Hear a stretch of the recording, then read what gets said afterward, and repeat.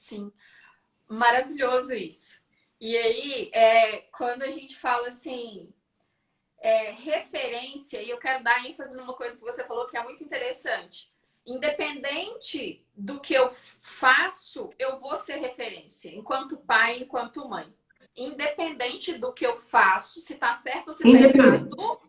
se o meu Isso, comportamento é socialmente aceitável ou não, se eu sou agressivo, se eu sou calmo, eu sou referência, né? exato. E aí a grande responsabilidade da gente aprender a lidar com com as nossas emoções, com o nosso comportamento, para a gente entender, né? E gerir, não gerir emoções, porque não tem como gerir emoções. Eu não tenho, melhor, não tem como eu controlar as minhas emoções, mas eu controlo a minha reação diante da minha emoção.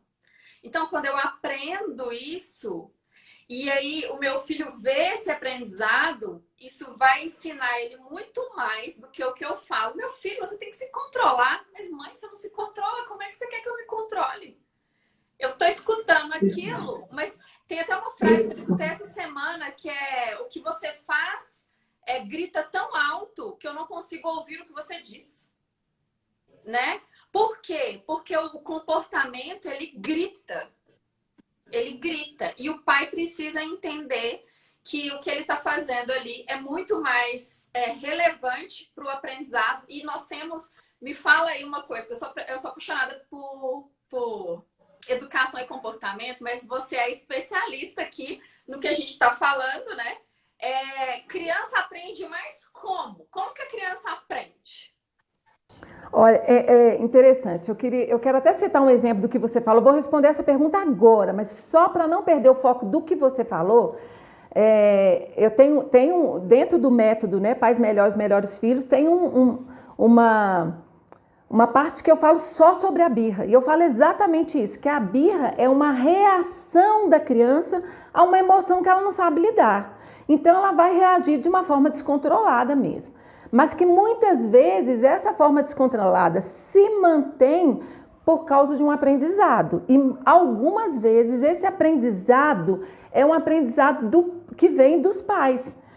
Como que o pai lida na hora que ele está frustrado? Como é que ele lida quando ele fica impaciente, nervoso? É esse o aprendizado da criança. E ela vai repetir esse aprendizado, né? Então, é muito... Como é que é interessante, né? Você fala isso para o adulto e eu venho aqui falar, né, para os pais para lidar com a criança. Então, para a gente ver que o reflexo aqui embaixo com a criança vai atingir esse adulto, não é isso? Mas aí vamos responder a sua pergunta então, né? Como a criança aprende? Olha só, tem uma coisa que a gente não pensa, é que a criança, uma necessidade básica da criança é ter uma referência. Então, o cérebro da criança funciona assim, né? É no cérebro, isso é natural. A criança, o cérebro dela vê o pai fazendo alguma coisa, a mãe fazendo alguma coisa, e no mesmo lugar, ou seja, olha, um exemplo simples. A mamãe está passando por ali e dá um sorriso para a criança está sentada no carrinho. No cérebro da mãe, a parte que é ativada quando ela sorri, quando a criança vê, a conexão é tão grande, isso acontece por causa dos neurônios espelhos, que na mesma hora, no cérebro da criança, no mesmo lugar, vai ser acionado, vai ser ativado. Então é um processo natural, a criança precisa de uma referência para ela então conduzir as suas ações. Então quando a gente começa a falar da criança pequena, a gente precisa pensar nisso. Como é que a criança aprende? Primeiro, ela precisa ter uma referência, porque ela aprende primeiro pela repetição, pela imitação. Então a criança, ela sabe imitar. Você vê que isso é tão natural, né, Edith? Por exemplo, às vezes você passa pela criança, você ri, a criança ri. Você levanta, né, a sobrancelha, a criança levanta. E a criança vai fazendo exatamente. E são neurônios que são disparados. Por quê? Porque você já é a referência para essa criança. E essa referência, e esse processo é um processo de conexão. Ele acontece no cérebro a partir desses neurônios espelhos. Essa conexão é que vai te fazendo mamãe e papai cada vez mais referência para essa criança. Então você é o modelo, certo? Primeiro, a criança vai te imitar. E olha só, então não adianta a gente falar assim, faça o que eu falo, mas não faça o que eu faço. Por quê? Porque o cérebro da criança é tão natural esse processo que ele é ativado na hora daquilo que você faz. E aí, se você fala para a criança assim, por exemplo, você não pode tomar cerveja, né? Às vezes a criança vai numa festa e questiona, por que papai está tomando uma cerveja, eu tenho que tomar um refrigerante? Você não pode tomar cerveja.